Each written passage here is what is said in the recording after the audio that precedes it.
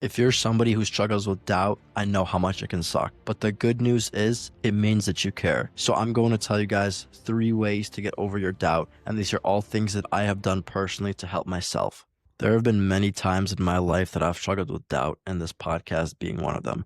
The amount of times that I've thought to myself, if the thing that I'm doing is worth it, if the thing I'm doing is helping people, is unbelievable. I wish you guys could see when I'm at my lowest. So here are 3 ways that I've helped myself overcome doubt. The first way to overcome your doubt is taking action. Let me explain. A lot of times our doubt comes from lack of experience, and we don't know what we're getting ourselves into. That's the reason that we have this doubt to begin with. Our brains start filling in with all these worries, all of these what ifs. What if this happens? What if this happens? But you're never going to know if you never try the thing. And let me tell you something. Never in my life have I tried to do something and have my worst fear happen when I actually did it. Oftentimes we get so in our heads and we create this big monster of this problem we have in front of us, and it ends up being this super easy thing. Fear is a mile wide and an inch deep.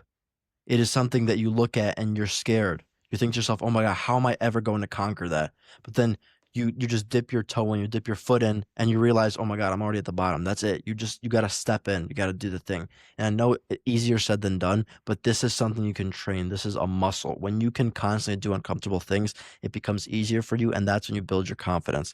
If you in the past have constantly jumped on all the opportunities to be uncomfortable and let go of your self-doubt, then you're going to know the next time this thing happens that, hey, you know what? I remember a month ago when I was scared of doing this thing, but I did it anyway, and it really sucked for a minute, but then after that, it was actually a very powerful lesson for me. So I'm going to do this next thing. I'm going to do it. The problem is a lot of people don't get this ball rolling to begin with. So they don't have any proof from the past of all of their wins. We're going to get into that in a second. However, as far as taking action goes, I know it is hard, but think about how much harder it's going to be for you guys to think about the thing that you never did. If you have something hard, if you have a presentation that you're very scared of tomorrow, it's hard. It's this big monster in your brain, and maybe it's going to be uncomfortable. But imagine how much more uncomfortable it would be for you knowing that you never did the thing. Let's say you told your teacher, you told your professor, you told your boss that, listen, I can't come in. Okay, I can't do the presentation. I'm sick. And he says, okay, your teammate's going to handle it.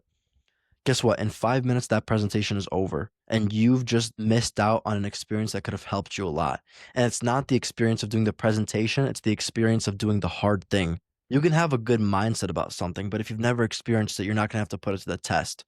But when you're constantly faced with these things, that's when you strengthen it.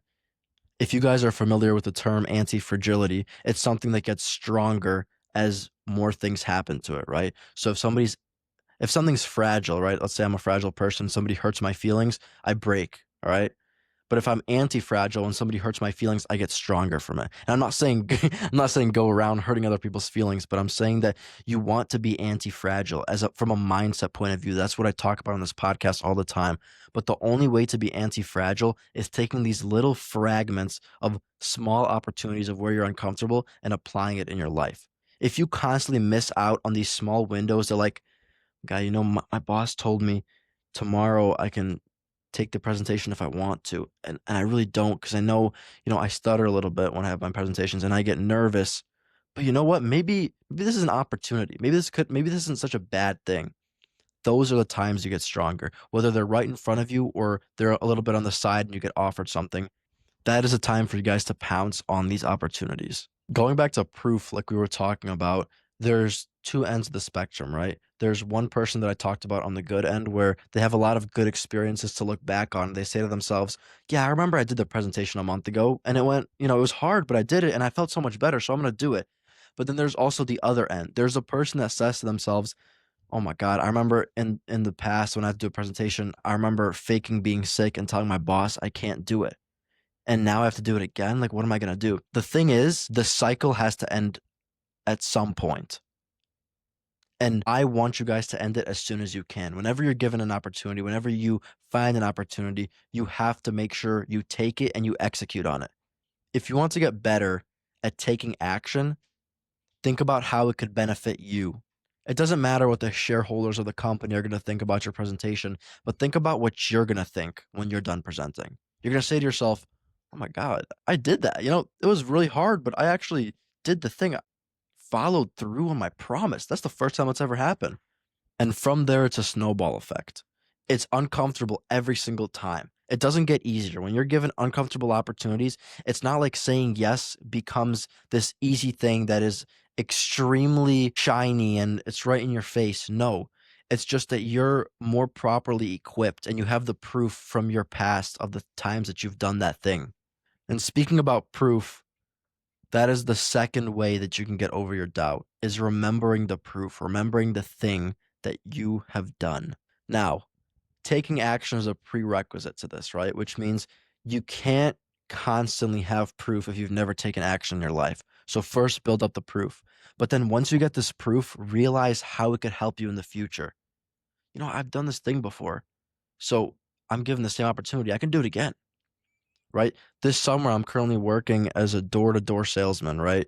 And it is extremely hard. It is one of the hardest things that I've ever done. I'm going to be very honest. However, when I go to knock on the door and I'm scared and I'm very nervous, which does happen, right? It does happen. I mean, just because I have a mindset podcast, just because I do all these things, doesn't mean it doesn't happen to me. But I remember the times, oh my God, yesterday I knocked on a lot of doors and, you know, not everybody was nice, but I got some good reactions and I'm alive. I'm still here. I have the proof. I've done the thing. I've taken the action. So now when I go and knocking on the door, it's like, hey, this is just business. I've done this yesterday. I knocked on 30 doors. Yesterday, I knocked on 20 doors. Yesterday, I knocked on however many doors. But yesterday, I did it, right? I did the action. I did the input. So now it shouldn't be that much harder. The first day is the hardest because you don't know what to expect. You don't have any proof. And actually, I remember on the first day, I was so bummed out about doing door to door because of how tough it is. I saw people's reactions. I saw how much people hated salespeople, right? Like I knew people didn't like them before, but once I actually saw with my own eyes out in the real world, I was like, wow, they do not like us. They do not like us. But the thing is, I had to get over that edge. I had to get over the first initial couple of tries because those tries are what fuel me going the next day and the next day because I remember, hey, I've done this thing. I've actually done this a lot of times before. This can apply in any domain in life, right? Whether this is from a podcast, hey, I've had 100 episodes before. I think I can record another episode, like I'm doing right now. For you guys that might be into working out, hey, I remember there was this one day when I had a really hard lift and I still came in. And today it's not even as hard as it was that one day. So I'm going to come in because I mean, it's easy. And I will say, I think a lot of times people's baseline kind of goes back to normal, right? So you have a really bad day and your baseline goes very low. But then over time, you forget how bad that day really was, right? In the future, you look back and you say, yeah, that was a pretty bad day, but you're not really there. You don't remember everything, right? So the importance is understanding that that thing existed to begin with. You're not supposed to feel the exact same way because you probably forgot what it felt like to begin with, but just remember in your head that, oh my God, I've done this thing before. You don't have to remember, oh my God, I remember going to the locker room and crying and it was humiliating and I hated it, although you'd probably remember that. But I'm just saying, you don't need to remember all of these small details. You just need to remember getting in your car after the lift and being like, wow, I am so happy I worked out today. I am so happy I did this thing. Remembering the wins is one of the most important things you can do because if you have doubt in your life, you literally have the proof right in front of you. A lot of times I'll get doubt that maybe this podcast isn't doing what I set out for it to do, right? And one of the easiest ways that I found to get myself out of that frame of thought, even though I say easy, when you're in those moments, it really sucks. But the thing is remembering in the past that, okay, I've done this thing. I've done it before. I've had people reach out to me and tell me that this podcast actually helps them. I remember I had a guy from India reach out to me on Instagram and he was like, just complimenting me. And he was like, dude, your episodes really helped me. I was like, dude, I could have never imagined something like that, right? And the thing is, a lot of times you don't know. Like, you don't know that all these people are affected until they actually tell you about it. So it's hard sometimes. But try to grasp onto something, even the smallest thing, even thinking to yourself, you know, my dad actually complimented me on my podcast and he seemed pretty genuine. So I'm going to take that. And I think that this can actually help people. And especially if you know that something is your problem, like for this podcast, it's something that I feel like I used to deal with a lot, all of these things. There's definitely somebody out there like me, you know what I mean? That's dealing with all these things. But nonetheless, the proof, guys, the proof is so important. You need to have action before you have proof. But once you combine them, you're going to be unstoppable. You take the action in the beginning, you don't have any proof yet, but then you start taking more action and having proof. You get to use the action from your present and the proof from your past. I also want to make it very clear that it's about the inputs. You guys can't measure based off of outputs because they are uncontrollable. I can't say I want to have 100,000 subscribers by the end of the month because how would I even do that? How would I even get that? But I can say, hey, I want to spend 10 hours every single day studying the best YouTubers. That is controllable. And you don't know what that's going to get you. Maybe it's going to get you 5,000 subscribers. Maybe it's going to get you 500,000. But the thing is, when the inputs are in your control and you can leverage it, that's when the most progress can be made, right? If you want 10, you can say your goal is 10,000, but don't optimize for it. Optimize for your inputs. Maybe in the back of your mind, you're thinking, 10,000 would be pretty cool, but for the time being, I'm just going to do 10 hours of studying on the right, 10 hours of extreme. But you guys get the point. Just a couple hours here and there of studying this thing, and we're going to see how it goes for me. And you're going to see that it's so much more powerful than your output because you don't lose motivation. The reason a lot of you guys lose motivation and might have doubt to begin with is because you're not achieving the goals you want to be.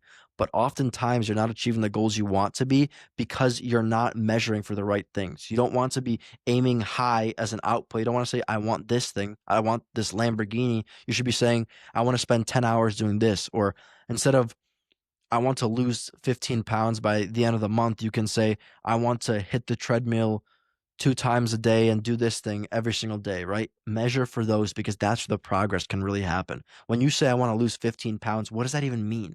How are you going to do that? How are you going to measure that? What are the things you're going to do to lose those 15 pounds?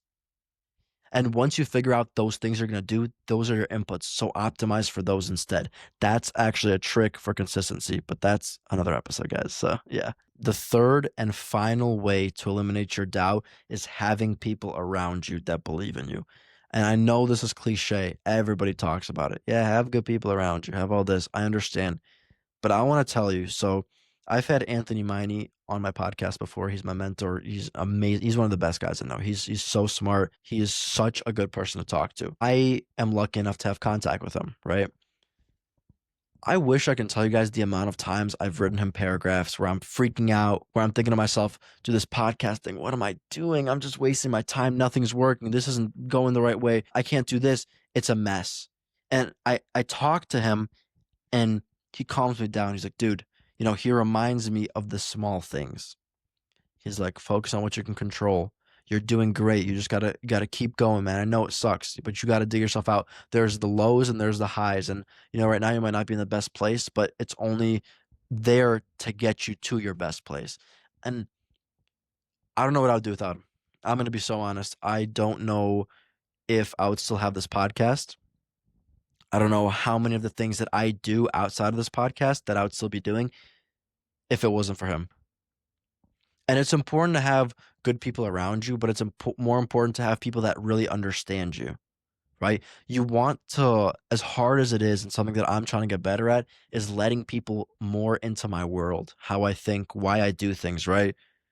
With the podcast, it's going to take a little bit of time for me to become more authentic, with the struggles and everything. And I try my best to do it right now. But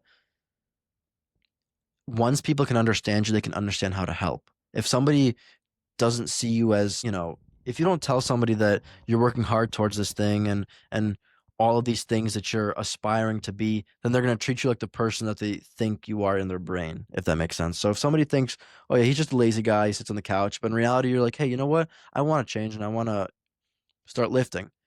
They're going to think to themselves, like, yeah, that's just the guy who sits on the couch. But you want them to be let in your world. You want to tell them, listen, like, this is something I really take seriously. I'd really like your help in this thing, etc.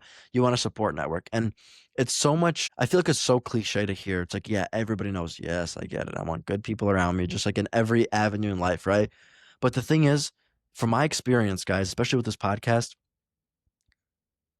there are times that are so much harder than other times. And when you're in those moments of despair and you're at your lowest low, sometimes you can't think your way out of it, right? You might logically say, okay, this is just a low, it's getting hard, I just got to keep pushing. But you're in this mental state that it's hard for you to have clarity. You're like, dude, no, you're freaking out, you're overreacting. No, I can't do this thing. It's not working, all this stuff. And when you have somebody who's not emotional about this at all, right? For me, it was Anthony. Anthony was like, dude, relax. It happens. It's totally good. I was like, okay, you know what? Maybe he's right. And I'm not saying that you're going to instantly become calm down, all this, but the goal is to keep going. It's to never stop. It's all about the consistency, right? If you want to keep pushing, you need to have good people around you that can support you when you're at your lowest lows. Somebody you can reset with, somebody who can tell you how they think about a certain problem. Again, without Anthony, who knows what would have happened? I mean, I remember being so low, I typed him 6 paragraphs of stuff. I'm not joking. 6 paragraphs, probably 2 different texts as well. And he just responds, he always takes the time. You want somebody who's there for you, takes the time for you, does all these things, and he helped calm me down. The biggest thing is they're not emotional about it. For you, it's this big war in your head that you're fighting. It's all you think about. But for them, you're just a small percentage of their day. So they tell you how they see it and they help you. Simple as that. First way to get over doubt, taking action. You can't have doubt in something if you attack it head on. First way to eliminate self doubt is taking action. A lot of times we have doubt because we don't do the thing, we don't do the input. And therefore, we tell ourselves, we tell our brains that, hey, listen, I haven't done this thing. I'm not going to do it. I'm scared of it. So you run away from it. But if you take action, you can show yourself. I'm not joking. You show your brain, you show yourself who you are. You say, no, I'm not going to let this thing stop me anymore. I'm going to keep going. I'm going to keep putting in the work. The second way is the proof.